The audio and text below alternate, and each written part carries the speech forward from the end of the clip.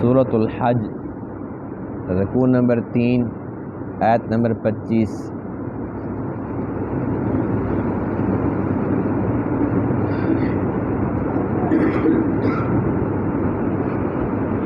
اعوذ باللہ من الشیطان الرجیم، بسم اللہ الرحمن الرحیم۔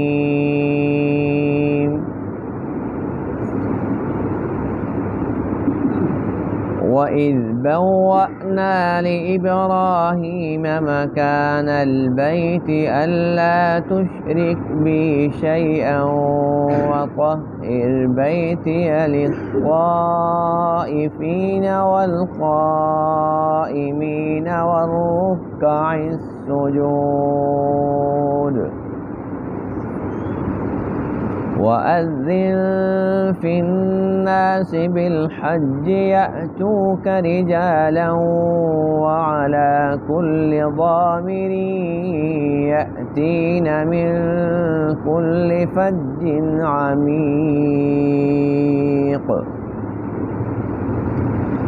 لِيَشْهَدُوا مَنَافِعَ لَهُمْ وَيَذْكُرُوا اسْمَ اللَّهِ فِي أَيَّامٍ معلومات على ما رزقهم من بهيمة الأنعام فكلوا منها وأطعموا البائس الفقير ثم ليقضوا تفثهم وليوفوا نذورهم وليطوفوا بالبيت العتيق۔ صدق اللہ العظیم۔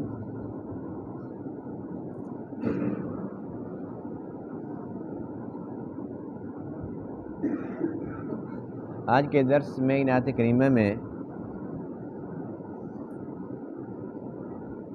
ایک تو بیت اللہ شریف کی تعمیر کا ذکر ہے،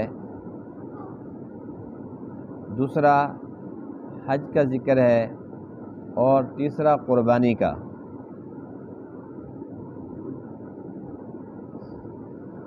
اللہ تعالیٰ نے حضرت ابراہیم خلیل اللہ علیہ نبینا علیہ السلام کو یہ حکم ارشاد فرمایا کہ میرا گھر بناؤ۔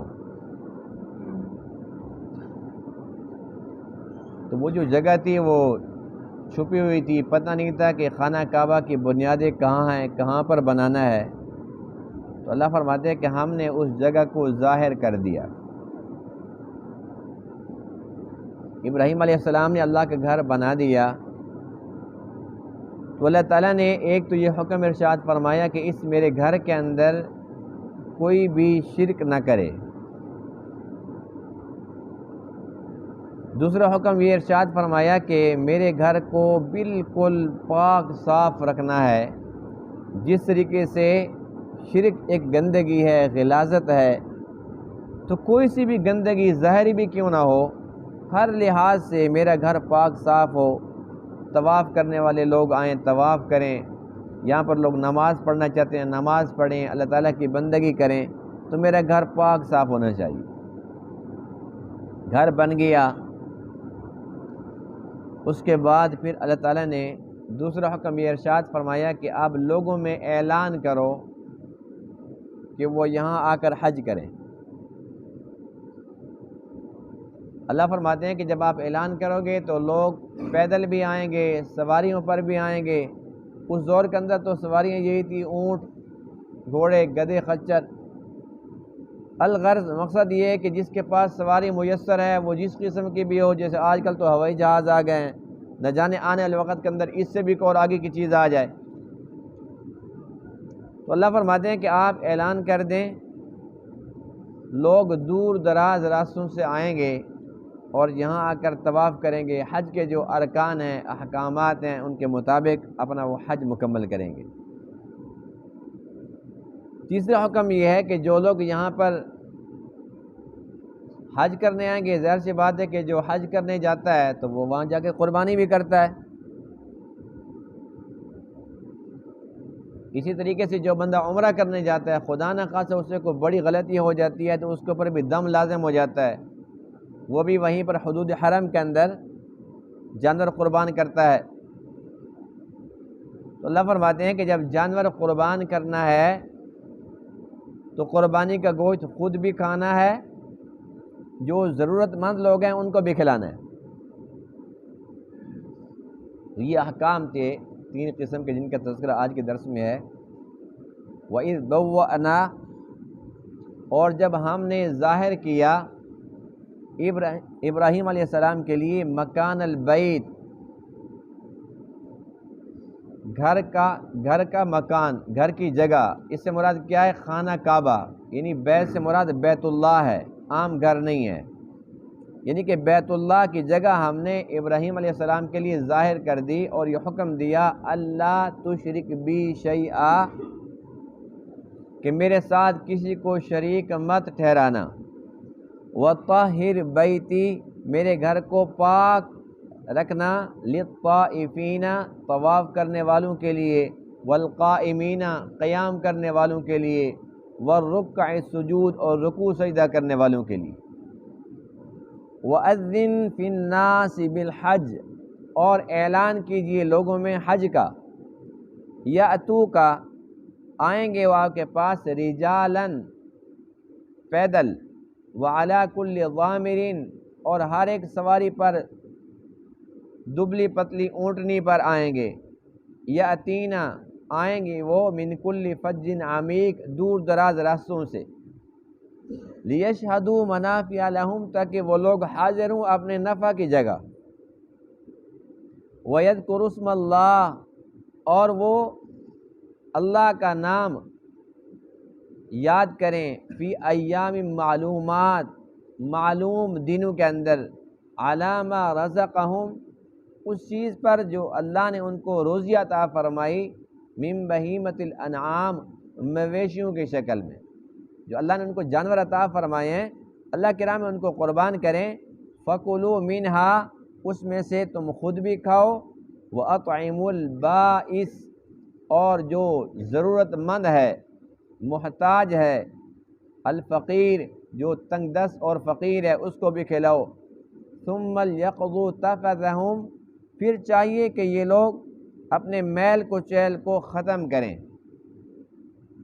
حاجی جب حج کی حالت میں ہوتے ہیں نا، احرام کی حالت میں، ایام حج کے اندر خوشبو بھی نہیں استعمال کر سکتے، خوشبو والا صابن استعمال نہیں کر سکتے، وہ میل کچیل اللہ تعالیٰ کو بڑی پسند ہے، تو اللہ فرماتے ہیں کہ جب تم نے قربانی بھی کر لی، تم نے سب کچھ کر لیا، اب حکم یہ ہے کہ اپنی میل کچیل کو دور کرو، یعنی کہ نہا دھو لو، اچھے کپڑے پہن لو، وَلْيُوفُوا نُذُورَهُمْ، اور اپنی نظروں کو، اپنی منتوں کو پورا کرو۔ کس نے منت مانی تھی؟ اے اللہ مجھے حج کی توفیق دے، میں حج کر لوں تو پھر میں اتنے روزے رکھوں گا، اتنے نوافل پڑھوں گا، اتنا صدقہ کروں گا، تو اپنی منتوں کو بھی پورا کر لو۔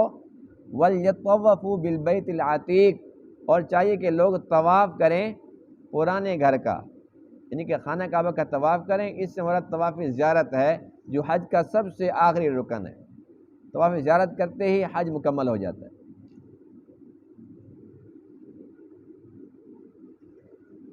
بیت اللہ شریف، جس کے بارے میں اللہ کا قرآن یہ کہتا ہے، ان اول بیت وضع للناس للذی ببکۃ مبارکہ، سب سے پہلا گھر جو لوگوں کے لیے تعمیر کیا گیا وہ مکہ پاک میں ہے، وہ اللہ کا گھر ہے۔ یہ سب سے پہلے ابراہیم علیہ السلام نے نہیں بنایا تھا، سب سے پہلے آدم علیہ السلام نے بنایا تھا۔ اور آدم علیہ السلام نے وہاں پر کیوں بنایا تھا؟ اللہ کے حکم سے جبرائیل امین علیہ السلام آئے اور آ کر بتایا کہ اللہ تعالیٰ کا گھر بنانا ہے، تو یہ جو نقشہ ہے یہاں پر نشان جبرائیل امین علیہ السلام نے اللہ کے حکم سے لگائے، اور اسی جگہ پر جب وہ آدم علیہ السلام اللہ کا گھر بنا چکے، پھر آپ نے بھی طواف کیا، اور جتنے بھی پیغمبر آتے تھے وہ وہیں پر طواف کرتے تھے، یہاں تک کہ نوح علیہ السلام کا دور آ گیا۔ نوح علیہ السلام کے دور میں جب آپ نے 950 سال تبلیغ فرمائی اور 80-82 کے علاوہ لوگ نافرمان ہی رہے، تو اللہ تعالیٰ کا عذاب آیا طوفان کی شکل میں، تو وہ جو ایک کشتی کے اندر سوار تھے نوح علیہ السلام کے ساتھ، صرف وہی بچے، باقی سب کا سب ختم ہو گیا، یہاں تک کہ اللہ کا گھر بھی اسی سیلاب کے اندر ختم ہو گیا۔ جگہ تو موجود تھی، لیکن اوپر جو گھر بنا ہوا تھا، جو کمرہ سے بنا ہوا تھا، وہ سارا کا سارا ختم ہو گیا۔ لیکن اس کے باوجود بھی لوگوں کو جگہ یاد تھی کہ اس جگہ پر اللہ کا گھر تھا۔ اس کے بعد میں بھی اگرچہ وہاں پر کوئی ظاہری نقشہ نہیں تھا، لوگ جاتے تھے، وہیں پر طواف بھی کرتے تھے، وہاں جا کر دعائیں بھی اللہ تعالیٰ سے مانگا کرتے تھے۔ کوئی ضرورت پیش آتی تو وہیں جاتے تھے اور جا کر اللہ تعالیٰ کے سامنے روتے تھے کہ یا اللہ ہم تیرے گھر حاضر ہوئے کھڑے۔ ابراہیم علیہ السلام کا جب دور آیا تو اللہ نے حکم دیا کہ میرا گھر بناؤ۔ ابراہیم علیہ السلام نے عرض کیا اللہ مجھے کیا پتہ ہے کہ تیرا گھر کہاں پر بنانا ہے؟ تو اللہ تعالیٰ نے ایک بادل کی ڈیوٹی لگائی، بادل آیا اور اسی جگہ پر آ کر رک گیا، اور ہوا کو حکم دیا کہ تھوڑی سی تیز ہو، یہاں کی مٹی ریت جو کچھ ہے اس سب کو ہٹا۔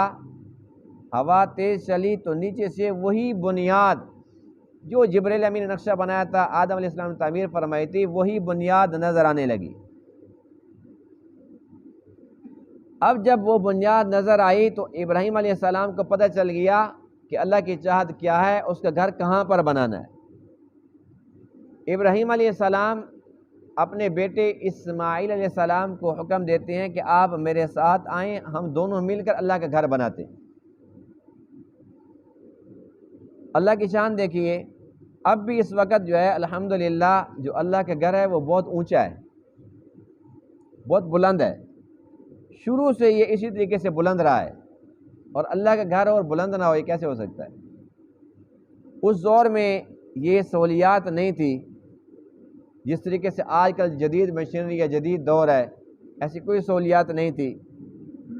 ابراہیم علیہ السلام نے ایک پتھر لیا اور پتھر کے اوپر کھڑے ہو کے پہلے تو وہ بناتے رہے جہاں تک اپنا قد تھا، اب جب اپنے سر سے اوپر تک پتھر لگانے تھے، ایک پتھر اٹھایا اس کے اوپر کھڑے ہو گئے، پھر بیٹا گارا اٹھا کے دیتا تھا، پتھر اٹھا کے دیتا تھا، تو آپ اس پتھر پہ چڑھ کر پھر وہاں اس کو بناتے تھے، یہاں تک کہ پھر اس سے بھی جب اونچا ہو گیا اللہ کی قدرت سے، جب آپ اوپر جاتے تھے تو پتھر اونچا ہو جاتا تھا، جب آپ نیچے آتے تھے تو پتھر نیچے بیٹھ جاتا تھا۔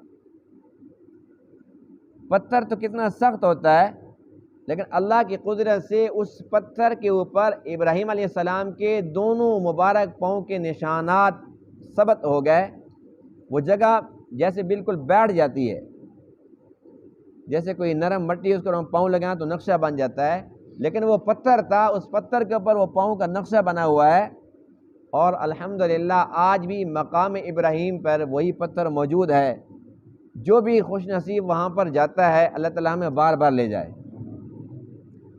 تو وہ جا کر وہاں مقام ابراہیم جو ہے وہ شیشے کے اندر وہ پتھر پڑا ہوا ہے، اس کی زیارت کرتا ہے، پتھر بھی وہی ہے، نقشہ بھی وہی ہے، کہاں ابراہیم علیہ السلام کا دور۔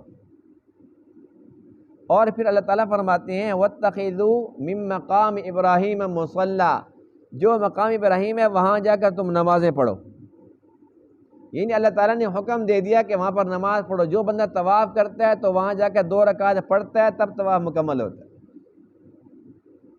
تو یہ یادگار ہے ابراہیم علیہ السلام کے اس کام کی کہ آپ نے اس پتھر پہ کھڑے ہو کے اللہ تعالیٰ کا گھر بنایا تھا۔ اللہ تعالیٰ کا گھر بن گیا۔ اب جب اللہ کا گھر بن گیا، آپ کو یہ پتہ ہے کہ یہ جگہ جہاں اللہ کا گھر ہے، یہ یوں سمجھ لیں کہ جو ساری کی ساری زمین ہے نا، جتنی بھی زمین ہے، جس طریقے سے انسان کے جسم کے اندر ناف ہے، اسی طریقے سے اس ساری زمین کا یہ حصہ جیسے انسان کے ناف کا حصہ ہے درمیان میں، ایسے ہی ساری زمین کا سینٹر یہی جہاں پر خانہ کعبہ ہے، اور بالکل اس سے اوپر 7ویں آسمان پر بیت المعمور ہے۔ بیت المعمور جس کے بالکل اوپر اللہ تعالیٰ کا عرش پاک ہے، تو بیت المعمور وہاں پر صرف اور صرف فرشتے طواف کرتے ہیں، اور اللہ تعالیٰ کے عرش کی تجلی وہ سیدھی بیت المعمور کے اوپر پڑتی ہے، بیت المعمور سے سیدھی نیچے آتی ہے، تو نیچے کیا ہے؟ بیت اللہ شریف، جہاں پر انسان بھی طواف کرتے ہیں، جنات بھی کرتے ہیں، فرشتے بھی کرتے ہیں اور پرندے بھی کرتے ہیں۔ پھر وہاں پر وہ تجلی پڑتی ہے، اس کے بعد حدیث پاک میں ہے کہ وہیں سے کرنیں پھوٹتی ہیں، وہیں سے روشنی، یہ نور پھیلتا ہے روئے زمین پر، جہاں جہاں مساجد ہیں، یہ اللہ کے گھر ہیں، یہ مسجدیں خانہ کعبہ کی بیت اللہ کی بیٹیاں ہیں، وہ نور ہر مسجد میں جاتا ہے۔ یہ اللہ تعالیٰ کا کتنا بڑا احسان ہے۔ اگر ایک انسان مسلمان اللہ کی محبت میں تھوڑا سا اس کی گہرائی میں جا کر دیکھے تو وہ اپنے نصیب پہ فخر کرے، یا اللہ کیا شان ہے تیری، اور تو نے کتنا بڑا احسان فرمایا میرے اوپر کہ میں اس زمین پر چلتا پھرتا ہوں، میں کسی مسجد میں جا کر گھستا ہوں تو میرا کنیکشن سیدھا عرش معلیٰ سے جڑ جاتا ہے، کیونکہ عرش معلیٰ سے بیت المعمور، بیت المعمور سے بیت اللہ، بیت اللہ سے ہر مسجد، تو ایک بندہ مسجد میں جیسے ہی آتا ہے یہ دیکھیں کہ اس کا براہ راست تعلق کہاں جا کے جڑتا ہے؟ اللہ تعالیٰ کے عرش کے ساتھ۔ یعنی اللہ تعالیٰ کی جو تجلیات ہیں اس کے عرش پاک کی، وہ تقسیم ہوتی ہیں، جو جتنا زیادہ وقت مسجد میں گزارتا ہے، جو جتنا یکسوئی کے ساتھ، اخلاص کے ساتھ اس کے گھر میں آتا ہے، اتنی زیادہ برکات سمیٹ کے جاتا ہے۔ یہی وجہ ہے کہ مساجد کا احترام سکھایا گیا کہ واجب ہے اونچی آواز سے بات نہ کرو، یہ اللہ کا گھر ہے، مسجد ہے، یہاں پر گندگی نہ ڈالو، یہاں پر غیبت نہ کرو، یہاں پر لڑائی جھگڑا نہ کرو، اونچی آواز میں بات نہ کرو۔ کیوں؟ یہ دیکھو کہ بیٹھے کہاں پر ہو اور اس کا کنیکشن کہاں پر ہے۔ یہاں پر صرف وہ کام کرو جو خانہ کعبہ میں کر سکتے ہو۔ خانہ کعبہ میں کیا کرنا ہے؟ صرف طواف، نماز، تلاوت، اللہ کا ذکر۔ وہاں کوئی انسان بدبختی ہوگا جو ایسی حرکتیں کرے گا، ورنہ کوئی بھی ایک انسان جو ذی شعور ہے ایسی حرکت کر بھی نہیں سکتا، سوچ بھی نہیں سکتا۔ تو ہمیں چاہیے کہ ہم ہر مسجد کو اس یقین کے ساتھ کہ اللہ کے گھر کے ساتھ جڑی ہوئی ہے، ہم وہی پروٹوکول دیں جو اللہ کے پاک گھر کا ہے، کہ یہ بھی اللہ کے گھر۔ بہرحال اللہ کا گھر بن گیا، بنانے والے کون ہیں؟ باپ بیٹا دونوں نبی ہیں۔ جب اللہ کا گھر بن گیا، اللہ نے پہلا حکم یہ دیا، اللہ تشرک بی شیئا، کہ میرے ساتھ کسی کو شریک مت ٹھہرانا۔ تو اس سے کیا سبق ملتا ہے؟ کہ اللہ کے گھر کے اندر شرک کرنا بھی نہیں، شرک کی بات بھی نہیں کرنی۔ گھر اللہ کا ہے تو عبادت بھی اللہ کی ہے۔ وَطَاهِرْ بَيْتِيَ لِلطَّائِفِينَ وَالْقَائِمِينَ وَالرُّكَّعِ السُّجُودِ، میرے گھر کو پاک صاف رکھنا ہے۔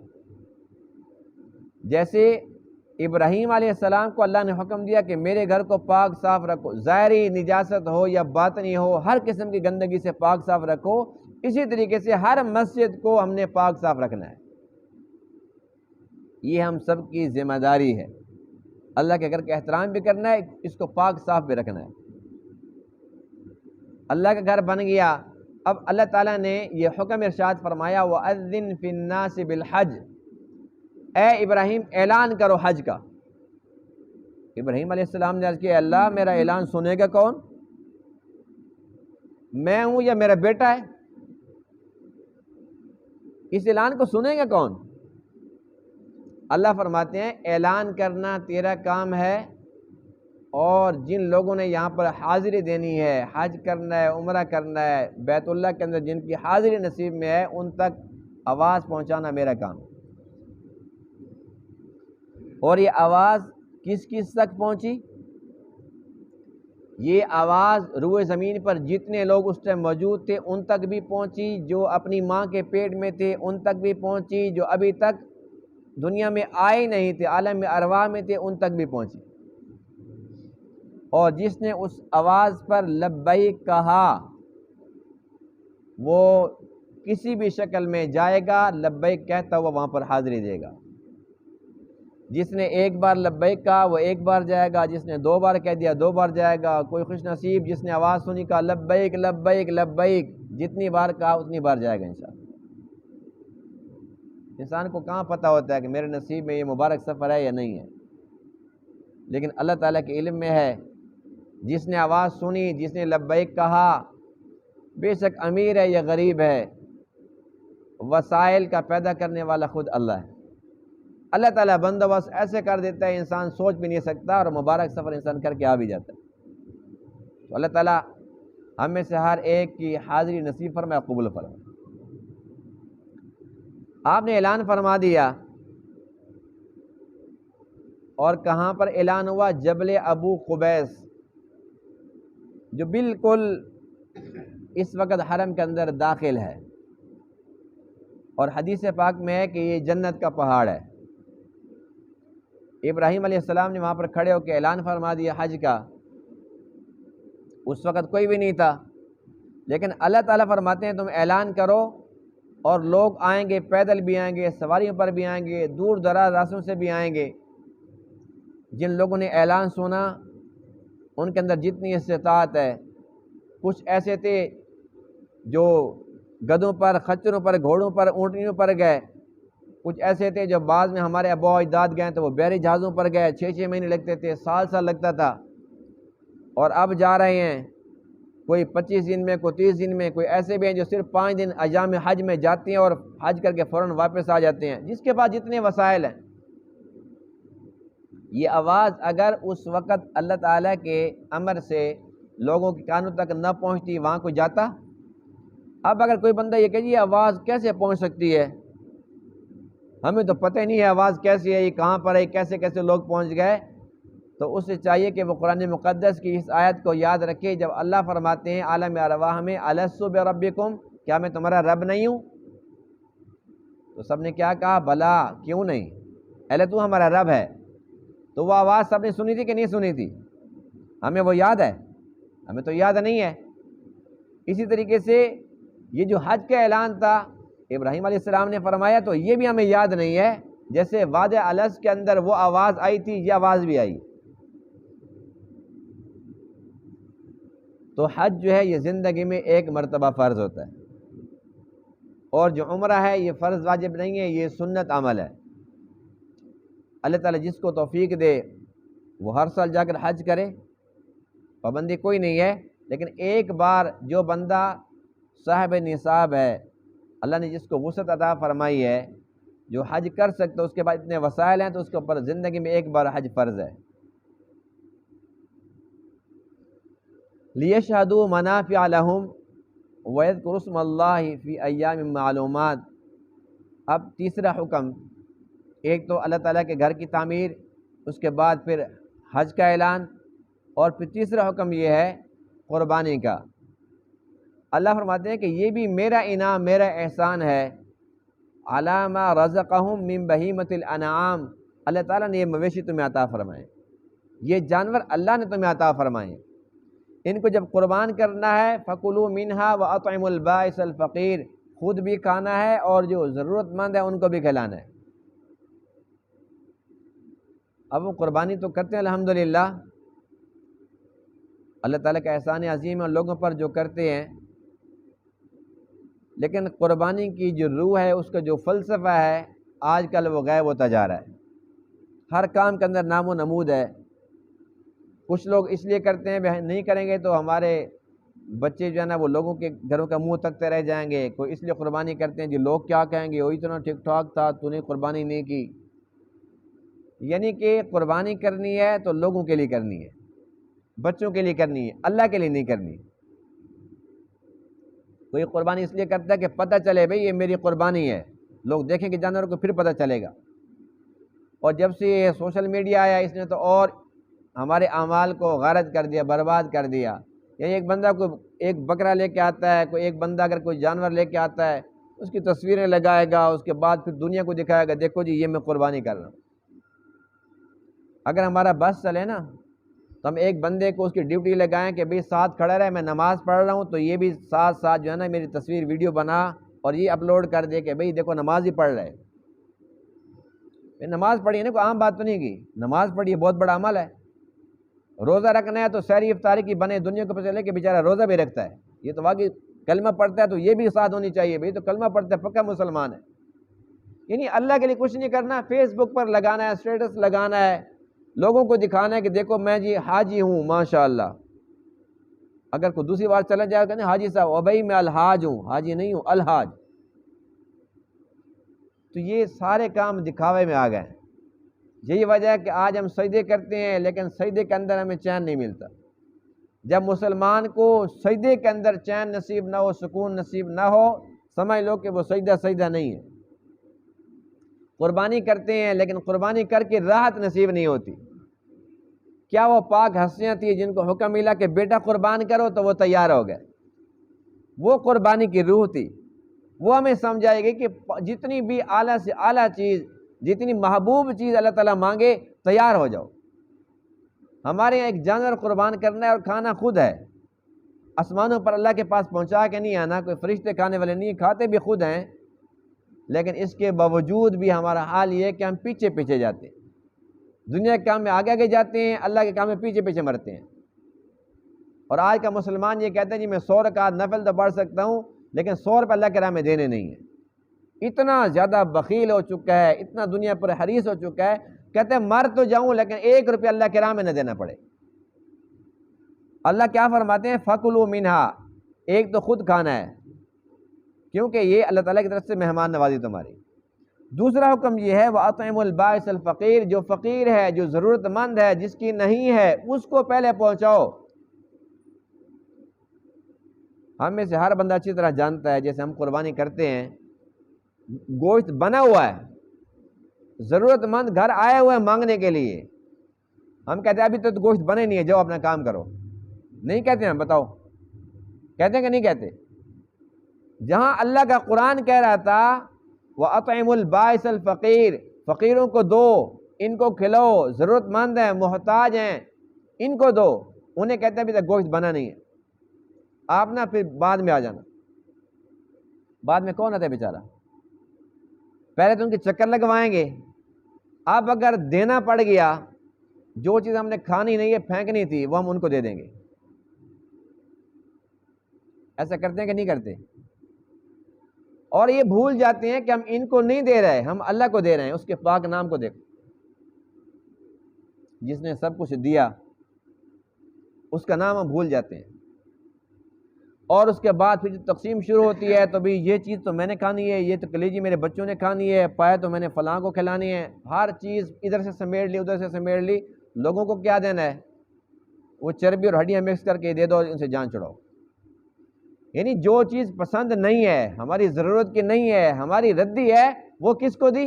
اللہ کو۔ فقیر کا نام نہ لو، فقیر کا نام لینے کی ضرورت نہیں ہے، کس کے نام پر دیا ہم نے؟ جی ناراض تو نہیں ہو کہ میری باتوں پہ؟ غلط بات تو نہیں کہہ رہا ہوں، حقیقت ہے نا۔ یعنی ہر ایک چیز جو ردی تھی ہم نے اللہ تعالیٰ کو دے دی، نعوذ باللہ من ذالک۔ تو کیا اس طریقے سے دینا ہمارے لیے جائز ہوا؟ قربانی کی روح نصیب ہوگی؟ اس میں کیا اجر ملا ہے؟ وہ پاک ہستیاں تھی، اہل بیت کے بارے میں لکھا ہے قرآن، ان کی تعریف ایسے تھوڑی کرتا ہے۔ بیٹھے ہوئے ہیں، روزے کا وقت ہے، دسترخوان لگا ہوا ہے، اس وقت جو چیز حاضر تھی، مانگنے والا آیا سارا اٹھا کے دے دیا۔ دینے والے تو یوں دیتے ہیں، جب اللہ کو دینا ہوتا ہے پھر بندہ یہ تھوڑی دیکھتا ہے کہ بھئی میں یہ چیز رکھ لوں اور یہ دے دوں۔ جب اللہ کو دینا ہے تو ہماری جانیں بھی حاضر ہیں، لیکن زبانی جمع خرچ ہے۔ ہم اتنے کمزور مسلمان ہیں، اتنا کمزور ایمان ہے ہمارا، ہم جان کا نذرانہ پیش کریں گے۔ الحمدللہ، شکر ہے اللہ تعالیٰ کا، اسماعیل ذبح نہیں ہوا۔ اگر اسماعیل ذبح ہو جاتا، وہ ابراہیم کا ظرف تھا جو بیٹے کو قربان کر دیتا۔ آج ہم میں سے کون ہے جو بیٹے کو قربان کرتا؟ ایک جانور قربان کرنے کے لیے ہم تیار نہیں ہیں۔ کیا خیال ہے کہ ہم اپنے بچوں کو قربان کر دیتے؟ اس کا احسان عظیم ہے، اس نے ہمارے لیے آسانیاں پیدا فرما دی ہیں کہ تم خود بھی کھاؤ، یہ نہیں کہ تم سارا دے دو، خود بھی کھاؤ، لیکن جس طریقے سے خود کھاتے ہو اسی طریقے سے تم دوسروں کو کھلاؤ۔ زیادہ اچھا نہیں دے سکتے تو برابر تو دو۔ آپ حیران ہوں گے کہ ایک بندہ ہے اور وہ کوئی امیر نہیں ہے، یعنی کہ اس کا گزارا چلتا ہے، تازہ مزدوری کرتا ہے۔ اس بندے کے جو قربانی کا طریقہ ہے وہ مجھے اتنا پسند آیا، میں آج آپ کو اس لیے بتا رہا ہوں، اللہ تعالیٰ مجھے بھی توفیق دے، آپ کو بھی، اور ہر مسلمان کو ایسی توفیق دے۔ وہ کیا کرتے ہیں کہ قربانی کے جانور کے 3 حصے کرنے ہوتے ہیں، ایک خود کھانا ہے، ایک فقراء مساکین کو، ایک اپنے عزیز و اقارب کو۔ وہ 3 حصے کرتے ہیں بالکل ایک جیسے، یعنی کہ ہڈیاں بھی، گوشت بھی، چربی، ہر چیز برابر برابر ہے۔ کرنے کے بعد پھر بھی انسان کے دل میں خیال آ سکتا ہے کہ بھئی یہ تھوڑا سا پھر بھی بہتر ہے۔ بنانے کے بعد اس نے مجھے بتایا کہ پھر میں یہ کرتا ہوں کہ ایک بچے کو اس طرف کھڑا کرتے ہیں، اس کا منہ ادھر ہوتا ہے، ہم اس سے پوچھتے ہیں کہ اوپر ہاتھ رکھ کے یہ کس کا ہے؟ وہ کہتا ہے کہ یہ فقراء مساکین کا ہے، ہم اس کو الگ کر لیتے ہیں۔ پھر دوسرے پر ہاتھ رکھتے ہیں کہ یہ کس کا ہے؟ وہ کہتا ہے کہ یہ ہمارے رشتہ داروں کا ہے، ہم اس کو الگ کر لیتے ہیں۔ یہ کس کا ہے؟ یہ ہمارا ہے۔ اسے نہیں پتہ ہوتا کہ وہ کس کے اوپر ہاتھ رکھ کے بیٹھے ہوئے ہیں۔ اچھا طریقہ ہے کہ برا طریقہ ہے؟ اس پہ عمل کرنا چاہیے کہ نہیں کرنا چاہیے؟ اگر اتنا بھی ہم کرنے میں کامیاب ہو جاتے ہیں تو سچی بات یہ ہے کہ ہم نے قربانی کی روح کو پا لی ہے۔ ایسا ہوتا بہت کم ہے، لیکن برل ایسا ہی ہونا چاہیے۔ تو یہ ایک اللہ تعالیٰ کا حکم ہے بہت پیارا۔ اللہ تعالیٰ ہمیں توفیق دے کہ ہم قربانی کرتے رہیں، اور جن کے پاس توفیق نہیں ہے، جو نادار ہیں، ان کو گرا پڑا مت سمجھیں۔